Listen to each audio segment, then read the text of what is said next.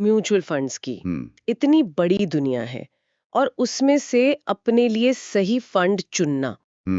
ये शायद हर इन्वेस्टर का सबसे बड़ा सवाल है। बिल्कुल। और आज हमारे पास दरअसल कुछ एक्सपर्ट्स की चुनी हुई एक लिस्ट है। हाँ, जिसमें लार्ज, मिड, स्मॉल सब शामिल हैं। फ्लेक्सी कैप भी। हम्म, लेकिन आज हम सिर्फ नामों की एक लिस्ट नहीं पढ़ने वाले। नहीं, बिल्कुल नहीं। आज तो हम इन फंड्स की एक तरह से चीर-फाड़ करके समझेंगे कि इनके पीछे की कहानी क्या है। और ये हमें इन्वेस्टिंग के नए ट्रेंड्स के बारे में क्या बताते हैं? चलिए, तो फिर लार्ज कैप से शुरू करते हैं। और यहाँ पहला ही नाम काफी सरप्राइजिंग है। Quant large cap fund. हाँ, और इसे हिम्मत वाले इन्वेस्टर्स के लिए बताया गया है। हिम्मत वाले, अच्छा। और हिम्मत इसलिए क्योंकि इसने पिछले 1 साल में कोई अल्फा नहीं बनाया है।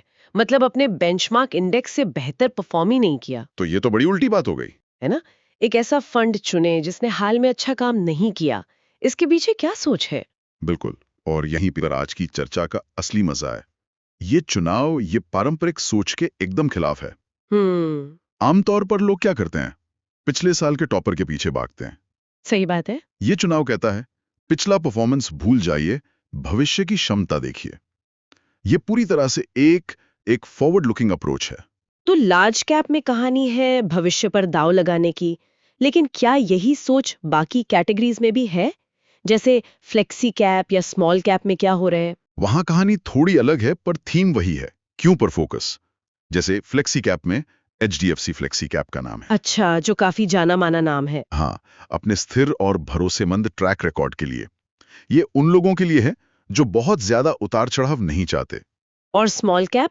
वहां है इन्वेस्को स्मॉल कैप, जिसने अपने आक्रामक अंदाज से शानदार रिटर्न दिए हैं।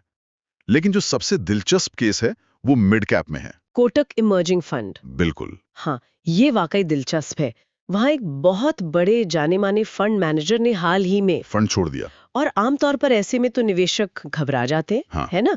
लेकिन फिर भी ये फंड लिस्ट में है, ऐसा क्यों? क्योंकि यहाँ फोकस स्टार मैनेजर पर नहीं, बल्कि फंड की बुनियादी नींव पर है। बुनियादी नींव मतलब फंड की एक तय निवेश पद्धति है। वो किन पैमानों पर स्टॉक चुनेंगे, कब बेचेंगे, कितना जोखिम लेंगे, सब कुछ तय है। अच्छा, इसे ऐसे समझिए जैसे एक बेहतरीन रेस्टोरेंट। अगर शेफ चला भी जाए, लेकिन रेसिपी बुक और किचन का सिस्टम इतना मजबूत हो। कि स्वाद वही रहे। एग्जैक्टली।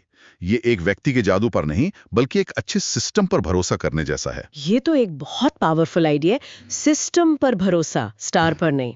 अच्छा, इसी से जुड़ा एक और सुझाव है SBI large and mid cap fund का। और उसके साथ एक बड़ा दावा भी है कि ये कॉम्बो अगले 3 सालों में निफ्टी को लगभग 3 से 4% की चक्रवृद्धि दर से मात दे सकता है। जी। लेकिन इसमें एक खतरा नहीं है। मतलब लार्ज और मिड कैप को मिलाकर कहीं हम बेस्ट ऑफ नीदर वाली स्थिति में तो नहीं फंस जाते? बहुत अच्छा सवाल है। देखिए, ये सुझाव बेसिकली एक बैलेंस्ड अप्रोच है। ओके। ये उन इन्वेस्टर्स के लिए है जो मिड कैप की तेज ग्रोथ का फायदा तो उठाना चाहते हैं, लेकिन प्योर मिड कैप फंड का पूरा जोखिम नहीं लेना चाहते। तो लार्ज कैप एक कुशन की तरह काम करता है। बिल्कुल, एक सेफ्टी नेट की तरह। और जहां तक उस 3-4% की बात है, सुनने में शायद कम लगे, लेकिन कंपाउंडिंग की वजह से लंबे समय में ये एक बहुत बड़ा अंतर पैदा कर सकता है। सही बात है। तो अगर इन सभी नामों को एक धागे में पिरोएं, तो एक बड़ी तस्वीर सामने आती है। निवेश का फोकस अब कौन सा मैनेजर सितारा है से हटकर किस फंड का सिस्टम मजबूत है, इस पर आ गया है। बिल्कुल, ये भविष्य की क्षमता पर दाव लगा रहा है, ना कि सिर्फ अतीत के प्रदर्शन पर। ये एक स्मार्ट प्रोसेस ड्रिवन अप्रोच है। ये सारी बातें समझने के बाद एक आखिरी सवाल मेरे मन में आता है। पूछिए। ये सुझाव और इनके पीछे की सोच तो बहुत मजबूत है, पर एक आम निवेशक को एक्सपर्ट की सलाह और अपने खुद के फाइनेंशियल लक्ष्यों के बीच एक बैलेंस कैसे बनाना चाहिए? मतलब क्या किसी एक एक्सपर्ट के लिए जो टॉप पिक है वो हर किसी के लिए अपने आप टॉप पिक बन जाती है?